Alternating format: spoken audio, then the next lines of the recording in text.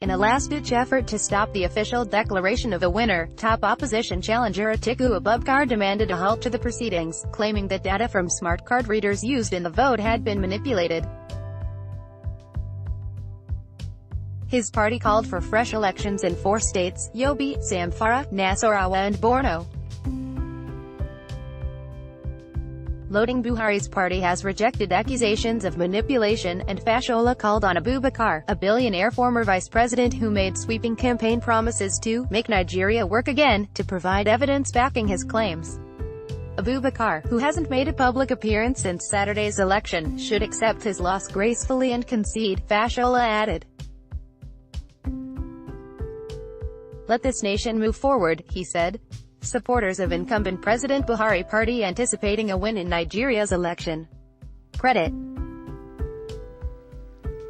At PA's the state-by-state announcements of election results neared an end, Buhari led by more than 3 million votes in a race once described as too close to call. The vote suffered from a surprise week-long postponement and significant delays in the opening of polling stations. While election observers called the process generally peaceful, at least 53 people were killed, analysis unit SBM Intelligence said.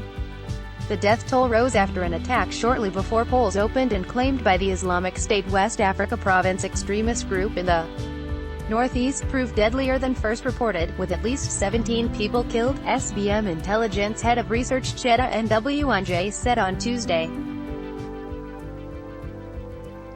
It remains to be seen whether Abubakar will follow through on pledges to accept the loss, or challenge the results. A former U.S. ambassador to Nigeria, John Campbell, says the troubled election has given the candidates grounds to go to the courts. That route could take months. In Kano, the heart of the country's Muslim north, there was relief that the sensitive region appeared to have avoided the deadly violence that occurred in other areas. Loading, "Well, we thank God that at least we finished this safely, without any hitches," the state electoral commissioner, Risku Shehu, said minutes before carrying results to the capital.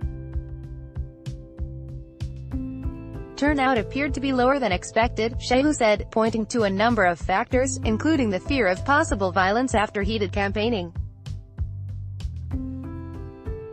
The disappointment of a week-long postponement likely also played a role, he said. Nigerians' reactions to Buhari's apparent victory were mixed. Alhamdulillah, said 36-year-old Umar Ibrahim, using the Arabic phrase for "praise be to God," as he chatted with clients about politics at his tiny shop in Kano. Up to now they say Buhari is leading, far. He is a good elder. Gracie J.E., a 25-year-old domestic worker, had held out hope for Abubakar, saying Nigeria needed someone new after Buhari. "No money, no work, no help from him," she said of the president, grimacing.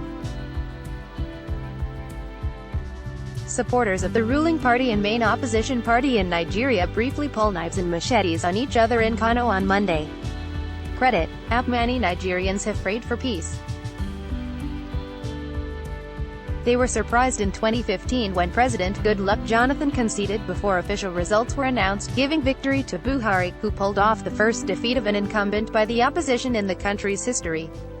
Some are worried that such a concession appears unlikely this time. Jonathan set the benchmark on how electoral outcomes should be handled. Chris Quadra, a senior advisor to the United States Institute of Peace, a U.S. government-backed institution promoting conflict resolution worldwide, said, "So far, it is unclear what the candidates will do. For the presidency, a candidate must win a majority of overall votes as well as at least 25% of the vote in 2/3 of Nigeria's 36 states. It was not yet clear how many of Nigeria's estimated 73 million eligible voters turned out." The YIAGA Africa Project, which deployed more than 3,900 observers, estimated turnout at between 36% and 40%, down from 44% in 2015. That would continue the trend of recent elections, even as many Nigerians were praised for their patience and resilience in this bumpy vote. AP